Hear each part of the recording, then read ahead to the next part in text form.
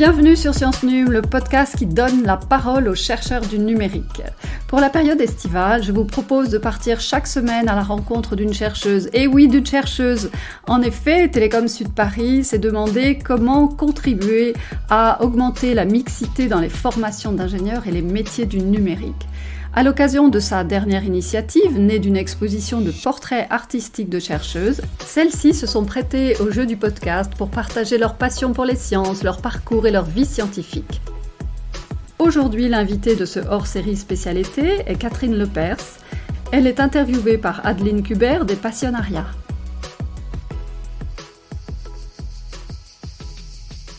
On va commencer avec une confidence, si vous le voulez bien. Est-ce que vous voulez me confier le métier que vous vouliez exercer quand vous étiez petite fille ? Alors, quand j'étais petite fille, je voulais être professeur des écoles. Oui, c'était mon idée, ma passion. Donc il y avait déjà une vocation d'enseignement qui était là enfant. Oui, c'est ça. Et à ce sujet, j'ai une petite anecdote. Allez-y, on adore. Voilà. Quand je jouais avec mes frères et sœurs, ils n'étaient pas tellement contents parce que c'était toujours moi la professeure des écoles. À l'époque, on disait maîtresse d'école. Donc j'avais toujours ce rôle-là et eux étaient les élèves. Déjà beaucoup de leadership. Voilà, sans doute.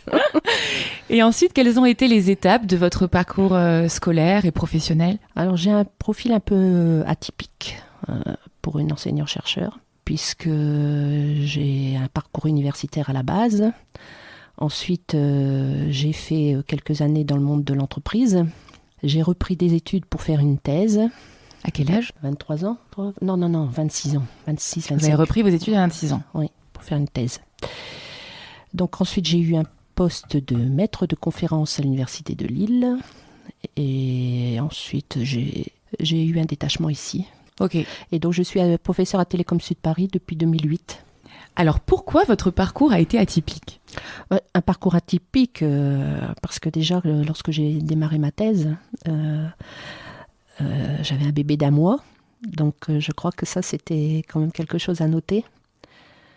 Mais bon, je me suis bien organisée. Donc, je crois que quand on est une femme, on doit bien s'organiser. On doit vraiment faire preuve d'organisation dans toutes nos tâches, qui sont assez multiples.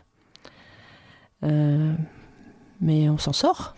Il faut faire preuve de dynamisme, de persévérance, oui. Et puis c'est ce qui met un peu de piment dans notre vie. Ça a dû sacrément la pimenter, effectivement. Voilà. Oui.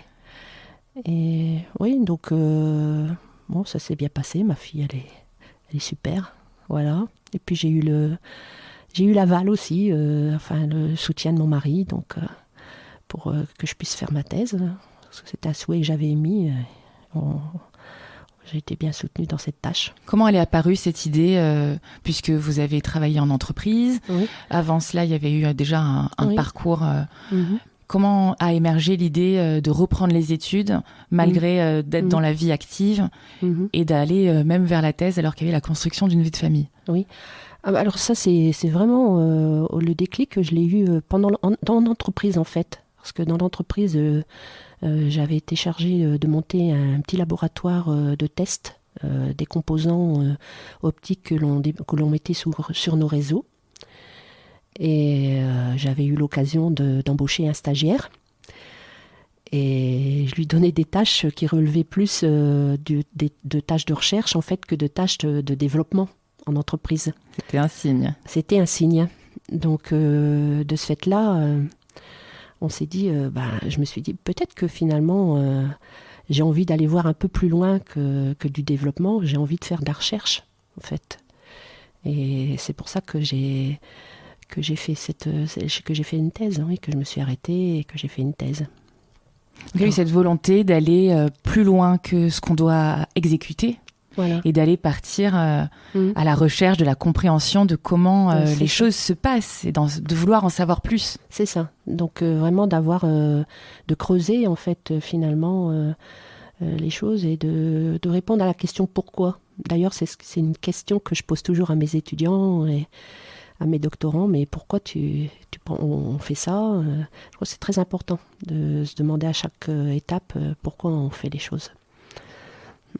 Est-ce qu'on peut reprendre des études n'importe quand ? Est-ce qu'on peut choisir de pivoter et de partir dans la recherche à n'importe quel moment de sa vie? Je pense, bon après il faut le support financier, mais il faut trouver vraiment les solutions qui peuvent exister. Et donc finalement aussi, ce qui est important de voir, c'est que pour faire mes études, j'étais vraiment boursière de dernier échelon, donc du dernier échelon. Donc ça veut dire que j'avais très peu de moyens, enfin je suis pas venue de moyens financiers finalement. Mais bon, j'ai toujours eu de la chance d'être aidée par mes parents, malgré tout. Et par ces bourses et ces solutions qui sont offertes. Oui, et les solutions qu'on peut nous offrir. Bon, c'est certainement pas suffisant, mais c'est au moins une reconnaissance qu'on peut faire les choses et une aide qui peut nous... voilà. Donc, à ajouter à d'autres aides potentielles... on y arrive. Ça fait des cumuls de coups de pouce. Voilà, il faut voir les cumuls de coups de pouce et puis il ne faut pas forcément se faire arrêter par des moyens financiers, oui. Et alors, est-ce que vous pouvez nous parler de vos disciplines scientifiques, vos domaines scientifiques? Quels sont-ils et pourquoi ils vous ont attiré? Alors mes domaines scientifiques, à la base, c'est tout ce qui tourne autour de l'optique et de la fibre optique en particulier. Donc je suis une physicienne de formation. Et donc, oui, la fibre optique, c'est quelque chose qui me passionne. C'est un médium qui me passionne pour toutes les opportunités que ça apporte au niveau de transmission de données et voilà, et infrastructure réseau. Voilà. Donc, j'ai pas mal évolué dans ma carrière scientifique, puisqu'au départ, quand même, j'étais plus orientée, on va dire, composant optique, avec toutes des activités sur tout ce qui est diode laser et laser donc à l'université de Lille, et ensuite je suis vraiment partie sur le médium qu'est la fibre optique, avec voilà, des études scientifiques que j'ai menées, des recherches que j'ai menées là-dessus, donc à Télécom Paris et ensuite à Télécom Sud Paris. Encore actuellement, je travaille là-dessus, sur tout ce qui est réseau d'accès optique, mais en particulier l'infrastructure réseau. Et qu'est-ce qui vous a amené à cette transition ? Comment vous vous êtes intéressé à ce sujet de la fibre optique ? C'est par mes études, donc mes études à l'université de Lille qui étaient très orientées electrical and optical engineering. Donc c'était quelque chose qui m'intéressait beaucoup, tout ce qui était... D'ailleurs, mon premier emploi dans l'entreprise, c'était l'installation des premiers réseaux à fibre optique câblés, les premiers réseaux câblés. Donc déjà, j'avais une formation à ce niveau-là pour travailler dans l'entreprise. Et ensuite, j'ai repris ça au niveau de ma thèse, au niveau des composants. Où là, j'ai quand même un petit peu divergé parce qu'au niveau des composants, c'était un peu plus spécifique. J'ai fait tout ce qui était d'études de chaos et de dynamique non linéaire dans les lasers. Et ensuite, voilà, j'étais vers un côté un peu plus pratique, peut-être plus appliqué quand même, avec la fibre optique. Voilà. C'est intéressant, du coup, votre expérience entre pratique et théorie. Effectivement, j'ai touché tout ce qui concerne la physique fondamentale et puis après plus la physique appliquée, on va dire. Donc je n'oppose pas les deux, au contraire. Je crois que c'est très important de faire à la fois de la physique fondamentale et physique appliquée. Et alors aujourd'hui, qu'est-ce que vous préférez dans votre métier ? Alors qu'est-ce que je préfère dans mon métier ? C'est déjà le fait qu'on ait plusieurs... on ne s'ennuie jamais, déjà. Le fait qu'on ait plusieurs casquettes. Donc on a plusieurs missions. En tant qu'enseignant-chercheur, on a une mission d'enseignement, de recherche, mais aussi des responsabilités pédagogiques. Surtout quand on commence à devenir senior. Voilà. Et donc ça permet vraiment de nous donner une évolution de carrière intéressante, qu'on peut moduler aussi par rapport à nos envies. On a quand même on a le choix quand même de ce qu'on veut faire. Si on a en plus envie de se focaliser sur l'enseignement ou sur la recherche, on est quand même un peu libre, même s'il y a quand même un minimum à assurer, par exemple en enseignement. Donc voilà, donc actuellement ce qui me préoccupe beaucoup, c'est le fait que je sois doyenne des enseignants-chercheurs. Waouh. Voilà. Ça consiste en quoi d'être doyenne des enseignants-chercheurs ? Alors, ça consiste à déjà s'intéresser au plan de carrière des enseignants-chercheurs, de leur suivi de carrière. Donc, c'est une thématique qui m'intéresse beaucoup. De par mon expérience, je crois que je peux apporter des choses à ce sujet. Et puis également, j'anime tout ce qui est commission de recrutement et commission de promotion des enseignants-chercheurs. Voilà. Félicitations. Merci. Donc c'est une mission de 3 ans qui a été renouvelée là. Et voilà. Mais sinon, je continue mes activités en enseignement. Donc, le point marquant, je dirais, en enseignement, pour l'instant, qui me préoccupe, c'est la fabrication d'un MOOC. Donc, je ne sais pas si vous connaissez MOOC, c'est Massive Open Online. C'est de la formation qu'on peut avoir en ligne. Massif.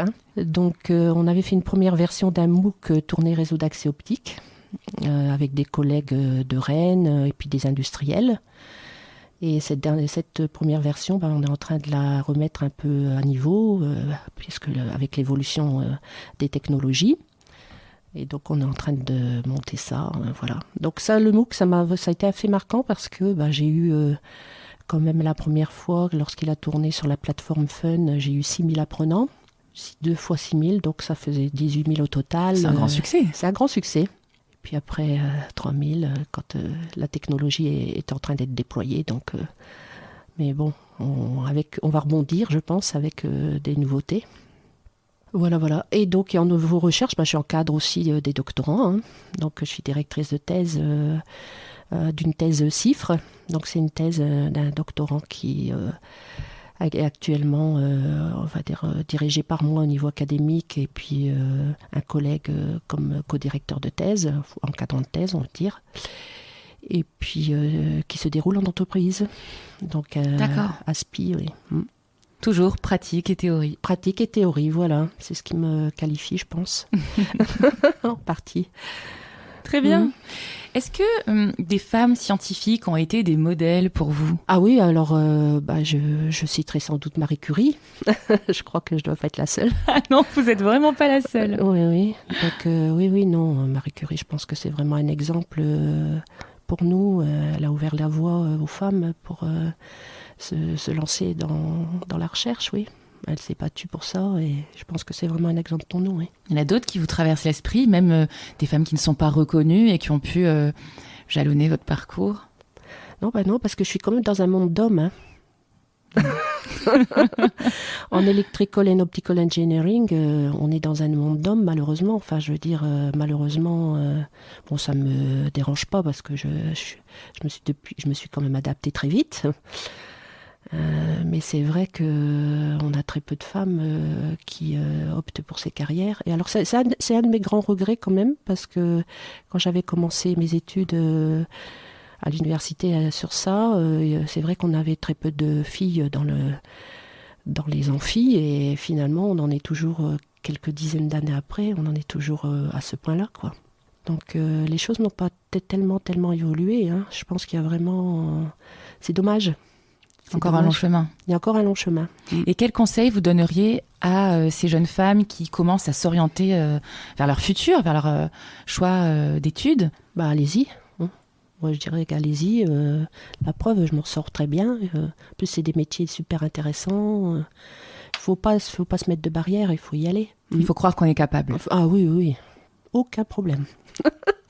Mais c'est vrai, c'est noté que une femme, elle va toujours se demander si ça va aller, si elle va répondre. Et finalement, oui. Si vous aviez un blason, que représenterait-il et quelle en serait la devise ? Moi, je dirais sûrement une fibre optique, alors, avec plein de lumière qui sort. Et puis, un groupe d'étudiants, quelques photos d'étudiants, ça c'est sûr. Et puis, persévérons, quoi. Allons-y. Une notion d'audace, donc, très bien. Et de persévérance. Oui. Merci beaucoup pour cet entretien. Je vous en prie. Merci. Merci pour votre écoute. J'espère que la découverte de ce portrait sonore vous a plu. Il est issu de l'exposition La preuve par l'exemple de l'artiste Laura Bonnefou, produite par l'agence artistique Artwork in Promise.